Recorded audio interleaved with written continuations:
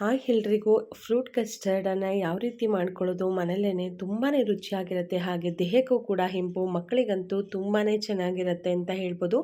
ಈ ಬಿಸಿಲಿಗೆ ಮಕ್ಕಳಿಗೆ ಏನಾದರೂ ಕೇಳ್ತಾನೆ ಇರ್ತಾರೆ, ಹೊರಗಡೆಯಿಂದ ಐಸ್ ಈ ಥರ ಕೊಡೋದಕ್ಕಿಂತ ಮನೇಲೇ ಈ ಥರ ತುಂಬ ರುಚಿಯಾಗಿ ದೇಹಕ್ಕೆ ತಂಪಾಗಿ ಮಾಡಿಕೊಡುವಂತಹ ಈ ಒಂದು ಫ್ರೂಟ್ ಕಸ್ಟರ್ಡ್ ತುಂಬಾ ಚೆನ್ನಾಗಿರುತ್ತೆ. ಹೇಗೆ ಮಾಡೋದು ಅಂತ ನೋಡೋಣ.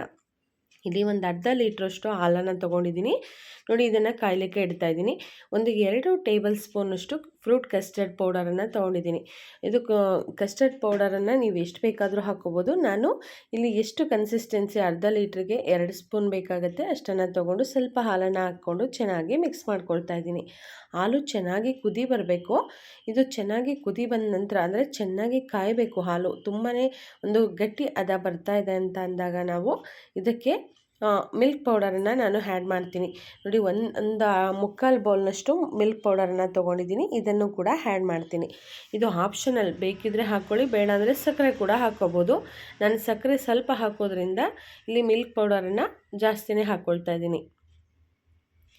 ನೋಡಿ, ಎಲ್ಲ ಮಿಲ್ಕ್ ಪೌಡರನ್ನು ಹಾಕಿ ಚೆನ್ನಾಗಿ ಹಾಲಿನೊಂದಿಗೆ ಮಿಕ್ಸ್ ಮಾಡಬೇಕು. ಹಾಲು ಒಂದು ಗಟ್ಟಿ ಹದಕ್ಕೆ ಬರುತ್ತೆ. ಇವಾಗ ಸ್ವಲ್ಪ ಸಕ್ಕರೆನೂ ಕೂಡ ಸೇರಿಸ್ಕೊಳ್ತೀನಿ. ಒಂದು ಅರ್ಧ ಬೌಲ್ನಷ್ಟು ಸಕ್ಕರೆನೂ ಕೂಡ ಸೇರಿಸ್ಕೊಳ್ತಾ ಇದ್ದೀನಿ. ತುಂಬಾ ಚೆನ್ನಾಗಿರುತ್ತೆ. ಹೇಳಿದ್ನಲ್ಲ, ಮಕ್ಕಳಿಗೆ ಐಸ್ ಕ್ರೀಮ್ ತಿಂದಷ್ಟೇ ರುಚಿಯಾಗಿರುತ್ತೆ. ತುಂಬಾ ಚೆನ್ನಾಗಿರುತ್ತೆ. ಮನೇಲಿರ್ತಕ್ಕಂಥ ಹಣ್ಣುಗಳಿಂದ ಕೂಡ ಮಾಡ್ಕೋಬೋದು. ಅದೇ ಬೇಕು ಇದೇ ಬೇಕು ಅಂತ ಏನಿಲ್ಲ, ಯಾವ ಹಣ್ಣುಗಳನ್ನು ಹಾಕಿದ್ರೂ ಕೂಡ ತುಂಬಾ ಟೇಸ್ಟಿಯಾಗಿರುತ್ತೆ.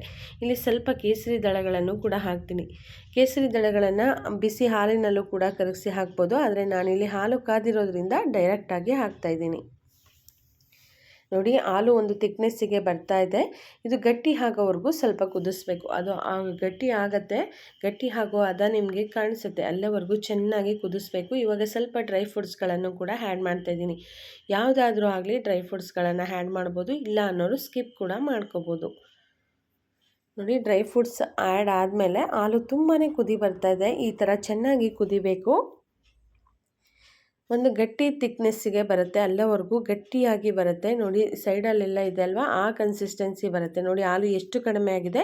ಇವಾಗ ನಾನು ಇದನ್ನು ಮಿನಿಮಮ್ ಒಂದು ಅರ್ಧ ಗಂಟೆಗಳ ಕಾಲ ಚೆನ್ನಾಗಿ ಕುದಿಸಿದ್ದೀನಿ. ಇವಾಗ ನೋಡಿ ಇಷ್ಟ ಆಗಿದೆ. ಅರ್ಧ ಲೀಟ್ರ್ ಹಾಲಲ್ಲಿ 1/4 ಲೀಟ್ರ್ ಹಾಲಿನಷ್ಟು ಆಗಿದೆ. ಇವಾಗ ಒಂದು ಬೌಲಿಗೆ ಸರ್ವ್ ಮಾಡ್ಕೊಳ್ಳೋಣ. ನೋಡಿ, ಒಂದು ಸ್ವಲ್ಪನೇ ಹಾಲು ಹಾಕ್ಕೊಂಡು ಬ್ರೆಡ್ಡನ್ನು ಇಡ್ತಾಯಿದ್ದೀನಿ. ಬ್ರೆಡ್ ಸೈಡಲ್ಲಿರೋದೆಲ್ಲನೂ ಕೂಡ ಕಟ್ ಮಾಡಿ ಬ್ರೆಡ್ ಸ್ಲೈಸ್ಗಳನ್ನು ಮಾಡಿ ಈ ಥರ ಇಡ್ತಾಯಿದ್ದೀನಿ. ಇದು ಆಪ್ಷನಲ್, ಬೇಕಿದ್ದರೆ ಹಾಕ್ಕೋಬೋದು, ಬೇಡ ಅಂದರೆ ಬರೀ ಹಣ್ಣುಗಳನ್ನು ಕೂಡ ಹಾಕ್ಕೋಬೋದು. ಬ್ರೆಡ್ ಇತ್ತು ಮನೇಲಿ, ಹಾಗಾಗಿ ನಾನು ಹಾಕ್ತಾಯಿದ್ದೀನಿ. ಇದ್ರ ಮೇಲ್ಗಡೆನೇ ಈ ಥರ ಹಾಕಬೇಕಾಗತ್ತೆ. ತುಂಬಾ ಚೆನ್ನಾಗಿರುತ್ತೆ ಬ್ರೆಡ್ ಜೊತೆ. ನೋಡಿ, ಇವಾಗ ಫ್ರೂಟ್ಸ್ಗಳೆಲ್ಲನೂ ಕೂಡ ಆ್ಯಡ್ ಮಾಡ್ತಾಯಿದ್ದೀನಿ. ಆ್ಯಪಲ್, ಗ್ರೇಪ್ಸ್, ಹಾಗೆ ಬನಾನಾ, ಈ ಥರ ನಮ್ಮ ಮನೇಲಿ ಯಾವ ಹಣ್ಣುಗಳಿರುತ್ತೆ ಅದನ್ನೇ ಹಾಕ್ಬೋದು. ಆಮೇಲೆ ಬರೀ ಡ್ರೈ ಫ್ರೂಟ್ಸ್ಗಳನ್ನು ಕೂಡ ಹಾಕ್ಬೋದು. ಹಣ್ಣುಗಳಿಲ್ಲ ಅನ್ನೋರು ಬರೀ ಡ್ರೈ ಫ್ರೂಟ್ಸ್ಗಳನ್ನು ಕೂಡ ಹಾಕ್ಕೋಬೋದು. ತುಂಬಾ ಟೇಸ್ಟಿಯಾಗಿರುತ್ತೆ. ನೋಡಿ, ಇದ್ರ ಮೇಲೂ ಕೂಡ ಸ್ವಲ್ಪ ಅಂದರೆ 2 ಇದನ್ನು ಲೇಯರ್ ಆಗಿ ಮಾಡ್ತಾಯಿದ್ದೀನಿ. ಫಸ್ಟ್ ಲೇಯರಲ್ಲೂ ಹಾಕಿ ಹಣ್ಣುಗಳನ್ನು ಹಾಕಿದೆ. ಇವಾಗ ಮತ್ತೆ ಸೆಕೆಂಡ್ ಲೇಯರಲ್ಲೂ ಹಾಕಿ ಹಣ್ಣುಗಳನ್ನು ಹಾಕ್ತಾಯಿದ್ದೀನಿ. ಹಾಲನ್ನು ಹಾಕಬೇಕು, ಇದನ್ನು ಕಸ್ಟರ್ಡ್ ಮಿಲ್ಕನ್ನು ಹಾಕಿ ಇದ್ರ ಮೇಲೆ ನಮಗೆ ಎಷ್ಟು ಹಣ್ಣುಗಳು ಬೇಕಾಗುತ್ತೆ ಅಷ್ಟನ್ನು ಹಾಕ್ಕೊಳ್ಬೇಕು. ತುಂಬಾ ಟೇಸ್ಟಿಯಾಗಿರುತ್ತೆ, ಅಮೇಝಿಂಗ್ ರುಚಿ ಅಂತಲೇ ಹೇಳ್ಬೋದು. ಮಕ್ಕಳಂತೂ ಐಸ್ ಕ್ರೀಮ್ ತಿಂದಷ್ಟೇ ರುಚಿ ಪಡ್ತಾರೆ.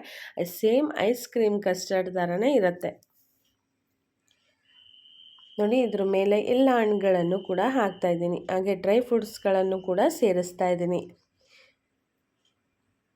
ಐಸ್ ಕ್ರೀಮನ್ನು ಹೊರಗೆ ಹೋಗಿ ಮಕ್ಕಳಿಗೆ ಕೊಡೋದಕ್ಕಿಂತ ಈ ಥರ ಮನೇಲೇ ರುಚಿಯಾಗಿ ಫ್ರೂಟ್ ಕಸ್ಟರ್ಡನ್ನು ಮಾಡಿಕೊಡಿ. ತುಂಬಾ ರುಚಿಯಾಗಿರುತ್ತೆ, ಹಾಗೆ ತುಂಬಾ ಹೆಲ್ತಿಗೂ ಕೂಡ ಒಳ್ಳೆಯದು ಅಂತ ಹೇಳ್ಬೋದು. ಚಿಕ್ಕ ಮಕ್ಕಳಿದ್ರಂತೂ ತುಂಬಾ ಖುಷಿ ಪಡ್ತಾರೆ. ಇದನ್ನು ಫ್ರಿಜ್ಜಲ್ಲಿ ಇಡೋ ಅವಶ್ಯಕತೆ ಇಲ್ಲ, ಒಂದು ಸ್ವಲ್ಪ ಹಾರಿದ್ರೆ ಸಾಕು, ತುಂಬಾ ಟೇಸ್ಟ್ ಕೊಡುತ್ತೆ. ನೋಡಿ, ಈ ಥರ ಇರುತ್ತೆ.